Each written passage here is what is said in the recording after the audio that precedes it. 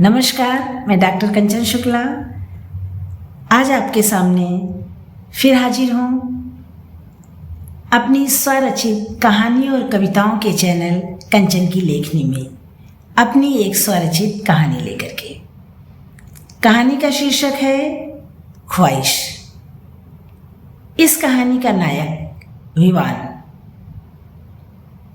एक दिन अपनी दादी की बातें सुन लेता है और उसे पता चलता है उसकी दादी की एक अधूरी इच्छा उनके मन में दफन है।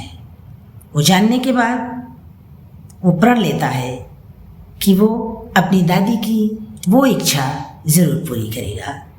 वो अपने मम्मी पापा, अपने चाचा चाची, बुआ जी और फूफा जी को बुलाता है और उन्हें अपनी दादी की ख्वाहिश के बारे में, इच्छा के बारे में बताता है, जिसे सुनकर सभी खुश होते हैं और वो भी विवान का साथ देते हैं और कहते हैं कि वो भी अपने माता पिता की इच्छा को जरूर पूरा करेंगे।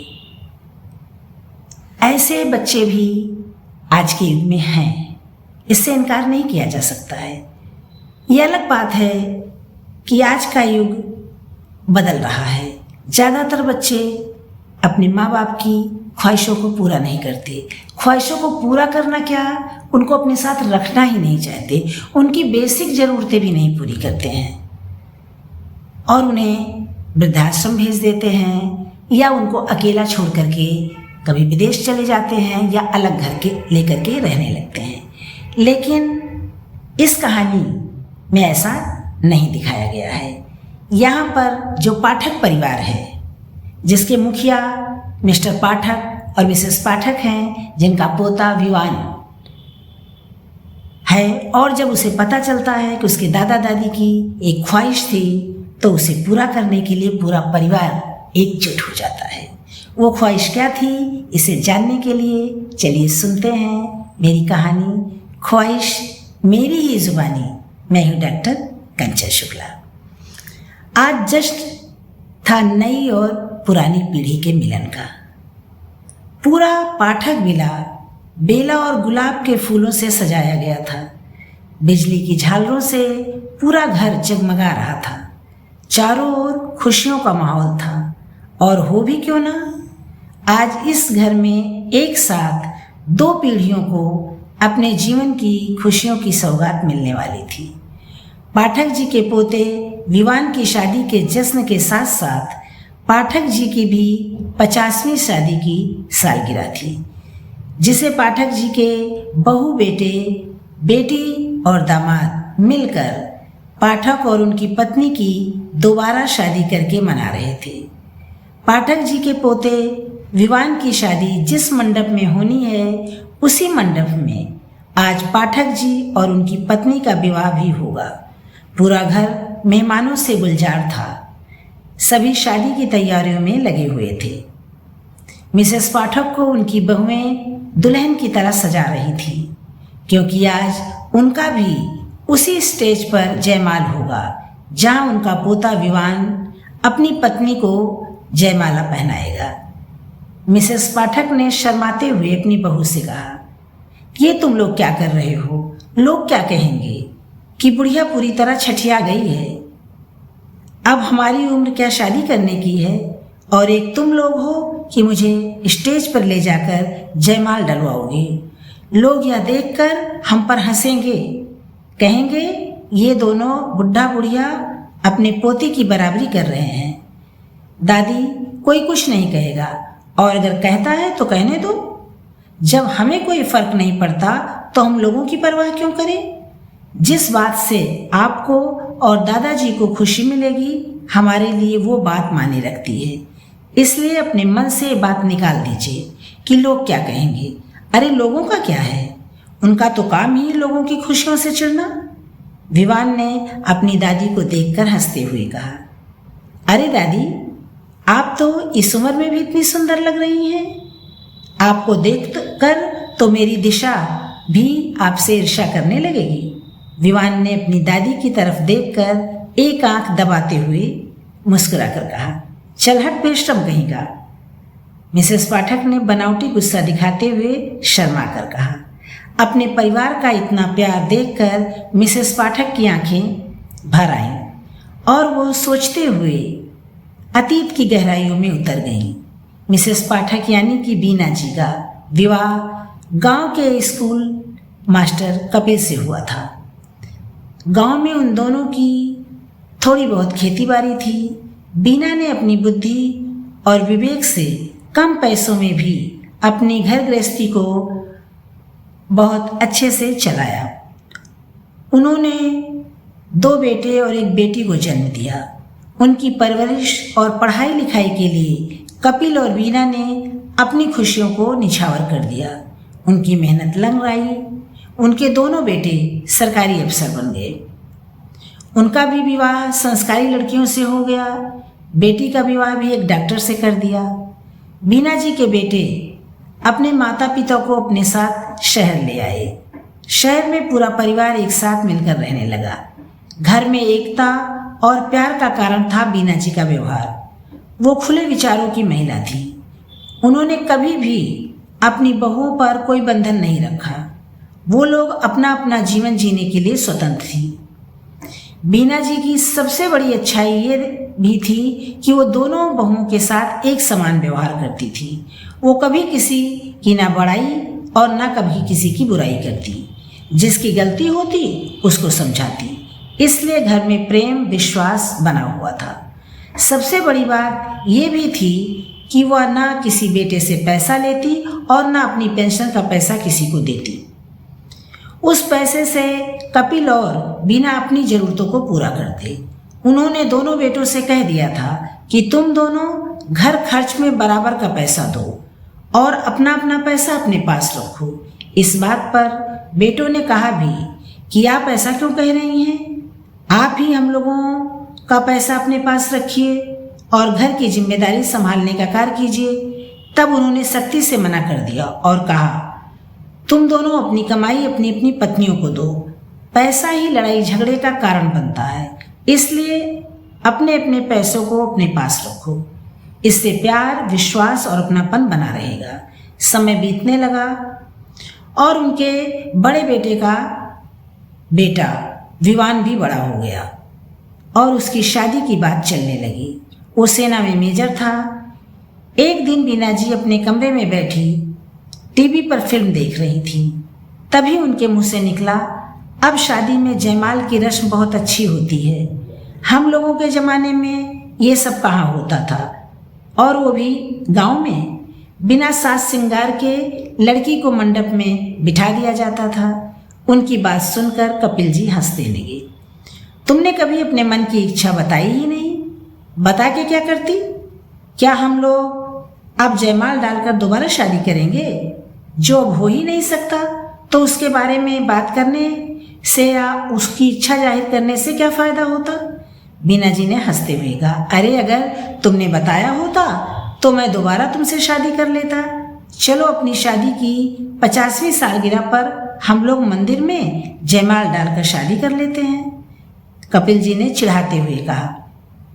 तब बीना जी ने गुस्से में कहा, आपका दिमाग खराब हो गया है, मैंने भी क्या बात छेड़ दी। इतना कहकर वो कमरे से बाहर जाने लगी। तभी दरवाजे पर विवान को देख वो सकपका गई।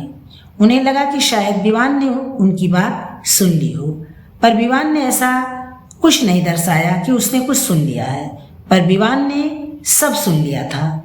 उसके बाद विवान ने अपने माता पिता, चाचा चाची और बुआ फूफा जी से मिलकर ये प्लान बनाया कि दादा दादी की शादी की 50वीं सालगिरह के दिन ही वो अपनी शादी करेगा और उसी दिन दादा और दादी की जयमाल के साथ दोबारा शादी करवाएगा। उसकी बात का समर्थन घर के सभी लोगों ने किया। आज वो शुभ मुहूर्त और खुशियों भरा दिन था। बीना जी अतीत से वर्तमान में लौट आई। सभी बहुएं उन्हें लेकर बाहर की ओर चल पड़ी। बाहर पंडाल में 2 स्टेज फूलों की लड़ियों से सजा हुआ था। वहाँ विवान और उसके दादाजी दूल्हा बने स्टेज पर बैठे हुए थे। बीना और दिशा दोनों ही दुल्हन की तरह सजकर अपने प्रियतम को बरमाला पहनाने के लिए आगे बढ़ रही थी। स्टेज पर दोनों दुल्हनों के पहुंचते ही पूरा पंडाल ताली की गड़गड़ाहट से गूंज उठा, क्योंकि आज उस स्टेज पर एक साथ नई और पुरानी दो पीढ़ी के मिलन का जश्न मनाया जा रहा था। वहां उपस्थित सभी के चेहरों पर खुशियों भरी मुस्कुराहट थी। कुछ ऐसे लोग भी वहां मौजूद थे जिनके चेहरे मुरझाए हुए थे, शायद इसलिए क्योंकि उनकी इच्छा सिर्फ सपने बनकर रह गई थी। उसे हकीकत का जामा पहनाने के लिए कोई विद्वान आगे नहीं आया। ये थी मेरी कहानी। आपने देखा कि विद्वान ने कैसे, जब उसने सुना कि उसकी दादी की एक ख्वाहिश थी कि उसकी शादी में उन्हें भी दुल्हन की तरह तैयार किया गया होता और स्टेज पर उनका जयमाल होता। उनकी शादी गांव में हुई थी और उस समय गांव में ऐसा रिवाज नहीं था। ये बात जब विद्वान को पता चलती है तो वो ठान लेता है कि अपनी दादी की वो ख्वाहिश जरूर पूरी करेगा। अगर बच्चे, पोते या उनके माँ बाप अपने बड़ों बुजुर्गों की ख्वाहिशों को ऐसे ही पूरा करने लगें, उनकी छोटी छोटी भावनाओं का ध्यान रखें और ऐसा करें तो घर का वातावरण कितना खुशनुमा हो जाएगा। ऐसा करने से उन्हें बुजुर्गों का आशीर्वाद मिलेगा, प्यार मिलेगा और घर भी स्वर्ग की तरह सुंदर हो जाएगा। लेकिन आजकल ऐसा नहीं हो रहा है। समय इतनी तेजी से बदलता जा रहा है कि हर व्यक्ति स्वार्थी हो गया है। वो सिर्फ अपने लिए जी रहा है। माता पिता अपनी इच्छाओं को मारकर अपने बच्चों को पढ़ाते हैं, लिखाते हैं, उनकी शादी ब्याह करते हैं, उनकी हर ख्वाहिश पूरी करते हैं और उनकी ख्वाहिशें पूरी करने में वो अपनी ख्वाहिशों को दफन कर देते हैं। वो सोचते हैं जब उनके बच्चे बड़े हो जाएंगे, नौकरी करने लगेंगे, अच्छी पोजीशन पर हो जाएंगे तो अपने माँ बाप की इच्छाओं को समझेंगे, उनके बारे में सोचेंगे और उनकी इच्छाओं को पूरा करेंगे, उनसे बातें करेंगे और जानेंगे कि उनके मन में कोई ऐसी दबी ख्वाहिश तो नहीं है। लेकिन आजकल के बच्चे ख्वाहिश कौन पूरी करता है, उनकी ख्वाहिश को जानता कौन है या जानना चाहता कौन है, वो तो अपने माँ बाप से सीधे मुंह बात भी नहीं करते हैं। जो बच्चे अपने माँ बाप को अपने पास रखते हैं वो भी उनसे बात नहीं करते हैं। एक ही घर में रहते हुए हफ्तों बीत जाता है, उनके पास बैठते नहीं हैं। और कुछ बच्चे तो इतने आगे बढ़ गए हैं, उन्होंने संस्कारों को बिल्कुल त्याग ही दिया है कि अपने बच्चे अपने माँ बाप को वृद्धाश्रम भेज देते हैं अपनी पत्नी के कहने पर। कुछ समाज के डर से अगर घर में रखते भी हैं तो दिन भर बात बात पर उनको अपमानित करते हैं, उनको ये दिखाते हैं कि अब तुम बेकार की चीज़ हो गए हो, बेकार का सामान हो और एक कोने में पड़े रहो, अपनी कोई इच्छा जाहिर मत करो, बस तुम्हें 2 वक्त की रोटी मिल जाए उसे चुपचाप खा लो और जैसी भी रूखी सूखी मिले उसमें तुम्हारी इच्छा का कोई मोल नहीं है। ये संस्कार तो हमारे भारत के नहीं थे, हमारे भारतीय संस्कार तो नहीं थे। यहाँ पर तो माता पिता को ईश्वर तुल्य माना जाता था, उनकी पूजा करना, उनका सम्मान करना हमारी भारतीय संस्कृति और सभ्यता की नींव थी। लेकिन आजकल पाश्चात्य सभ्यता की तरफ भागते हुए लोग स्वार्थी हो गए हैं और अपने माँ बाप, अपने बुजुर्गों का आदर करना भूल गए हैं। लेकिन वो नहीं जानते हैं कि आज जो वो अपने माता पिता के साथ कर रहे हैं वही उनका बच्चा देख रहा है, वही उनके साथ करेगा। ये तो एक चैन है, आज हम करेंगे तो कल हमारे साथ होगा। कर्म फल है, जैसा हम करेंगे वैसा हम पाएंगे। अगर हम बबूल का पेड़ लगाएंगे तो उसमें आम हमें नहीं मिलेगा, अगर हम कांटे बोएंगे तो गुलाब कहाँ से मिलेगा। हाँ, घर में अगर रह रहे हैं तो थोड़ी सी कटपट खटपट हो जाना स्वाभाविक है, ये तो हर घर की बात है। जहाँ 4 बर्तन होते हैं वहाँ खटकते ही हैं। लेकिन इसका मतलब ये नहीं है कि हम अपनी मर्यादाओं का उल्लंघन करें। हर रिश्ते की अपनी एक मर्यादा होती है और हमें उस मर्यादा का उल्लंघन नहीं करना चाहिए। बड़ों को अपनी मर्यादा का ध्यान रखना चाहिए। अगर बच्चे सही हैं तो उनका साथ दें, उनका अपमान ना करें। लेकिन अगर बच्चे गलत हैं तो वो उन्हें डांटने का, समझाने का पूरा अधिकार रखते हैं। और बच्चे भी, अगर माँ बाप ने उनकी हर ख्वाहिश पूरी की है, उनकी हर इच्छाओं को माना है, तो बुढ़ापे में उनको भी अपने माँ बाप की इच्छाओं को पूरा करना चाहिए, उनको मान सम्मान देना चाहिए और उनको बुढ़ापे में ऐसा महसूस ना होने दें कि वो बेकार की चीज़ है। क्योंकि आगे चल कर के वो भी बूढ़े होंगे तो उनके बच्चे भी उन्हें यही कहेंगे कि आप बेकार की चीज़ हैं। माँ बाप एक सीढ़ी नहीं है जिस पर आप चढ़कर छत पर पहुंच जाइए, सीढ़ी को फेंक दीजिए। वो एक वृक्ष की जड़ है जिसकी छांव में आप फले फूले हैं, पल्लवित हुए हैं और ऐसे मुकाम पर पहुंचे हैं कि लोग आपको जान रहे हैं। ऐसे माँ बाप का अगर आप अपमान करते हैं तो समझो आप भगवान का अपमान कर रहे हैं। जो माँ बाप का सम्मान करता है, उनका आशीर्वाद लेता है, वो दिन दूनी रात चौगुनी तरक्की करता है। ये सबसे बड़ा सत्य है, इसे नकारा नहीं जा सकता है। हम कितना भी उन्नति कर लें, कितनी भी पाश्चात्य सभ्यताओं को मानने लगें, लेकिन आज जमाना बदल रहा है, हमें उसके साथ बदलना चाहिए। लेकिन उस बदलने में हम मान सम्मान करना, बड़ों का अपमान करना, बड़ों के साथ बदतमीजी करना, ये तो नहीं हमें चाहिए। या ये तो बदलने में नहीं सिखाया जाता है कि माँ बाप के साथ ऐसा करिए। हम बदलें, लेकिन जो चीज़ें बदलने लायक है उसको बदलें, रूढ़िवादिता को बदलें, पुरानी परंपराओं को बदलें। जैसे दहेज प्रथा का हम विरोध करें, पर्दा प्रथा का विरोध करें, लड़कियों को घर में बांध कर रखा जाता था उसका विरोध करें, उन्हें बाहर निकलने दें, उन्हें पूरी स्वतंत्रता दें, दहेज ना लें, उनको बराबरी का अधिकार दें। वो जो भी कपड़े चाहें पहन सकती हैं, मर्यादित ढंग से रहें, वो घर के बाहर निकल कर नौकरी कर सकती हैं। उन पर जो बंधन था उसको हम बदलें। यानी कि गलत चीज़ों का विरोध करें, सही चीज़ों का विरोध करना ये किस परंपरा में है, ये किस किताब में लिखा गया है, ये किस शास्त्र में लिखा गया है। जो चीज़ सही है उसको हम गलत साबित नहीं कर सकते हैं।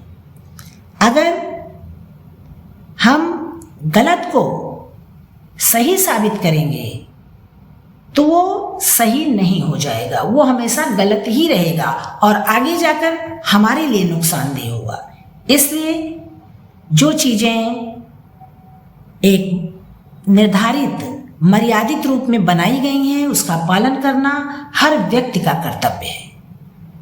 बड़ों का कर्तव्य अपने छोटों को सही राह दिखाना है, उनकी इच्छाओं को पूरा करना है, उन्हें पढ़ाना लिखाना है, उनका शादी ब्याह कर देना है। और जब वो इस जिम्मेदारियों से मुक्त हो जाएं, तब बच्चों का फर्ज आ जाता है कि अपने बड़ों को अपने पास रखें, उनकी ज़रूरतों को पूरा करें। हाँ, ये अलग बात है कि बात बात पर बड़ों को अपने छोटों को टोकना भी नहीं चाहिए, उनको हर बात में किसी बात के लिए रोकना भी नहीं चाहिए, लेकिन गलत बात का विरोध वो कर सकते हैं। समय बदल रहा है तो बुजुर्गों को भी स्वयं को बदलना होगा, लेकिन बदलने का मतलब ये नहीं है कि आप इतना बदल जाइए कि आपके बच्चे आप पर ही उंगली उठाएं और बच्चे भी इतना ना बदल जाएं कि वो बड़ों का सम्मान करना ही छोड़ दें। इस कहानी से हमें यही सीख मिलती है कि अगर घर परिवार में हम एक दूसरे की भावनाओं को समझेंगे तो घर स्वर्ग से भी सुंदर हो जाएगा। इस परिवार यानी कि पाठक परिवार की जो मालकिन, जो मेन मुखिया थी बीना जी, उन्होंने बहुत सुनियोजित ढंग से अपने परिवार को चलाया, बच्चों को पढ़ाया लिखाया, अफसर बनाया, उनकी शादी ब्याह किया, वो शहर भी आ गई। उन्होंने शहर के अनुरूप स्वयं को बदल लिया। उन्होंने बेटों से कोई इच्छा नहीं की मुझे ला करके अपनी तनख्वाह दो, जैसा मैं कहूँ ऐसा करो, मेरे अनुसार घर चलेगा। ये करने से क्या होता, उनकी बहुओं के मन में ईर्ष्या आ जाती। वो समझदार थी, उन्होंने कहा नहीं, हमारे पास हमारे जीवन यापन के लिए अपनी पेंशन है, मुझसे अपना और अपने पति की जरूरतें पूरी कर सकते हैं, और तुम दोनों अपनी पत्नियों को अपनी तनख्वाह दो, और घर में जो भी काम हो रहा है, राशन पानी का लाना है और चीज़ें लानी है, तुम लोग आधा आधा डिस्ट्रीब्यूट कर लो, और सारे पैसे अपने अपने पास रखो। इससे क्या होगा, किसी में गिला शिकवा करने की किसी को ज़रूरत ही नहीं होगी, और यही आगे चल करके अच्छा रहा कि उनके परिवार में एकता, अपनापन, जुटता बनी रही। और उनके बड़े बेटे का बेटा विवान भी उन्हीं संस्कारों में पला। उसने अपनी माँ को, अपनी चाची को भी देखा कि दादी का वो लोग सम्मान करते हैं, उनका मान करते हैं, दादा दादी को पूरा मान सम्मान मिलता है, तो उसके अंदर भी वही संस्कार आया। और जब उसने अपने दादा दादी को बात करते हुए सुन लिया कि उनकी एक ख्वाहिश थी कि अगर शादी में के समय उनका जयमाल हुआ होता तो अच्छा था, तो उसने उन्हीं की शादी की 50वीं सालगिरह के दिन अपनी शादी की डेट रखी और अपनी दादी की ख्वाहिश पूरी कर दी। बच्चे जब अपने बड़ों की ख्वाहिशों को पूरा करते हैं तो बड़े उन्हें भर भर के आशीर्वाद देते हैं, और जब बड़े आशीर्वाद देते हैं तो वो लोग आकाश की बुलंदियों को छूते हैं। ये थी मेरी कहानी ख्वाहिश। अगर मेरी कहानी आप लोग को पसंद आई हो तो कमेंट बॉक्स में कमेंट करके ज़रूर बताइएगा कि आपको कहानी कैसी लगी। इस कहानी को लाइक भी कीजिएगा, शेयर भी कीजिएगा, और आप लोगों से अनुरोध है कि मेरे चैनल को सब्सक्राइब कीजिएगा। जब आप लोग लाइक करते हैं, शेयर करते हैं, कमेंट करके बताते हैं तो मुझे बहुत अच्छा लगता है और खुशी होती है कि मैं आप लोगों तक अपनी बात पहुंचा रही हूँ, और उन कहानियों के माध्यम से आपको या समाज को कोई सीख दे रही हूँ। कल फिर मिलते हैं एक नई कहानी के साथ। आप सभी का दिन मंगलमय हो। नमस्कार, धन्यवाद।